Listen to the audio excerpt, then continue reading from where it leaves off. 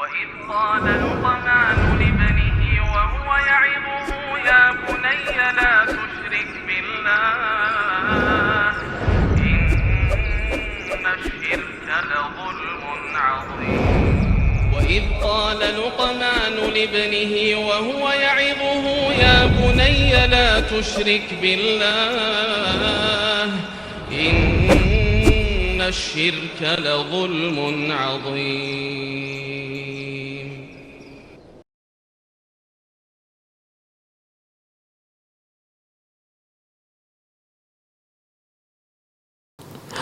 Wa ma waqa'a minhu min sallallahu min qauli, ya, sebagaimana yang ada dalam hadis Nabi SAW, ma'al ghulamu aqiqatun, bersama seorang anak ada akikah, ya.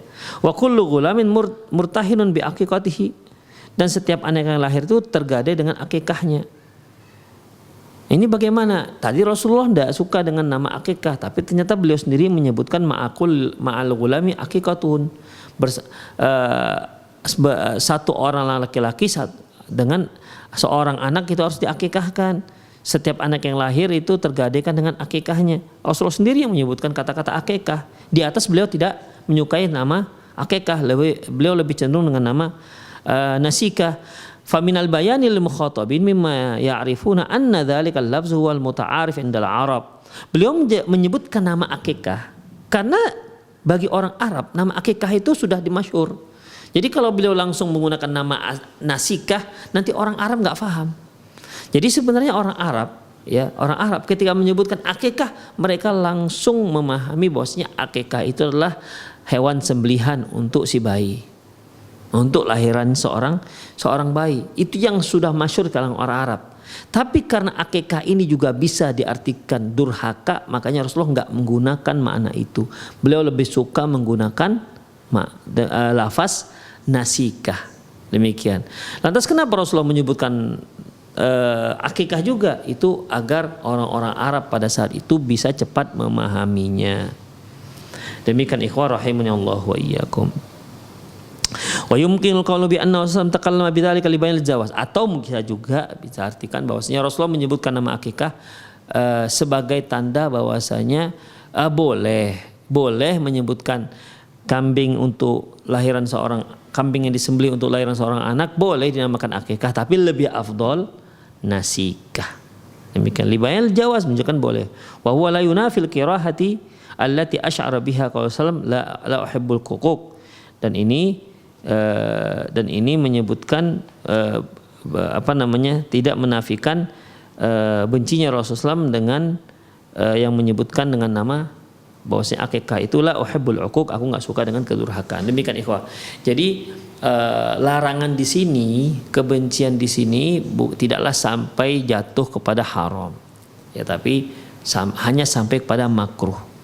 Demikian.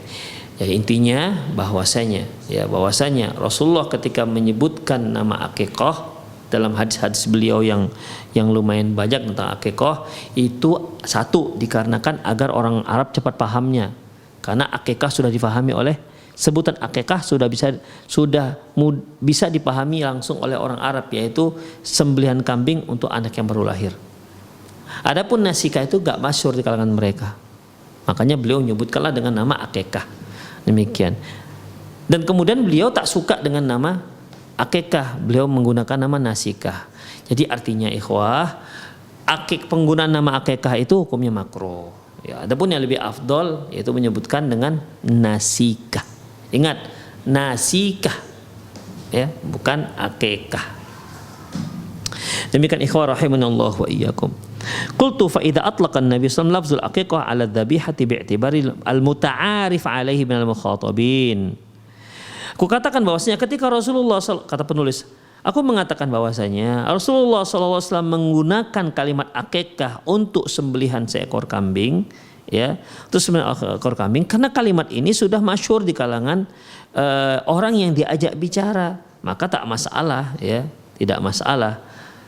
Bi itlaqil lafzil aqiqah ala hadhihi sya'irah fi syaira fi zamanina hadza bi'tibari ma ya'rif al-mukhatabuna hadza hadiyu sallam wallahu alam. Jadi akikah itu ya sekarang kan sudah orang masyhur, sudah sangat masyhur penggunaan nama akikah itu artinya kambing untuk sembelihan. Nah, demikian. Ya, jadi intinya ikhwah rahimanallahu wa iyyakum, nama kambing yang disembelih untuk anak yang baru lahir sebaiknya kita namakan bukan akikah tapi nasikah. Ingat, nasikah bukan akikah. Kalaupun mau disebut juga akikah maka hukumnya boleh. Ya, maka hukumnya boleh. Demikian ikhwah rahimanallahu wa iyyakum. Ibnu Qayyim menyebutkan begini ikhwah. Ya, beliau mengkompromikan antara Rasulullah menyebutkan nama akikah dengan menyebutkan nasikah. Beliau katakan hukum yang pertama yaitu makruh. Hukum yang pertama yaitu makruh. Artinya nasikah lebih afdal ketimbang sebutan akikah karena memiliki dua makna tadi itu. Makna mushtarak antara durhaka dengan kambing yang disembelih. Yang kedua kata beliau atau maknanya boleh. Ya, boleh. Yang pertama makruh, yang kedua boleh. Artinya kalau pakai dengan nama akikah ya boleh, tapi lebih afdol nasikah. Yang ketiga dua-duanya boleh. Yang ketiga ya dua-duanya boleh. Boleh pakai nama akikah, boleh juga pakai nama nasikah, tapi harus lebih sering menggunakan nama nasikah ketimbang akikah. Itu kata beliau. Kemudian beliau mempermisalkan contoh lain, yang memberikan contoh lain yaitu masalah penamaan sholat isya. Ya, beliau kan menyatakan jangan kalian namakan isya itu dengan atamah. Ya, jadi antara atamah dengan isya. Beliau katakan jangan kalian namakan sholat isya itu dengan sholat atamah. Demikian. Sementara di hadis yang lain beliau menyebutkan sholat isya itu dengan sholat atamah. Jadi bagaimana?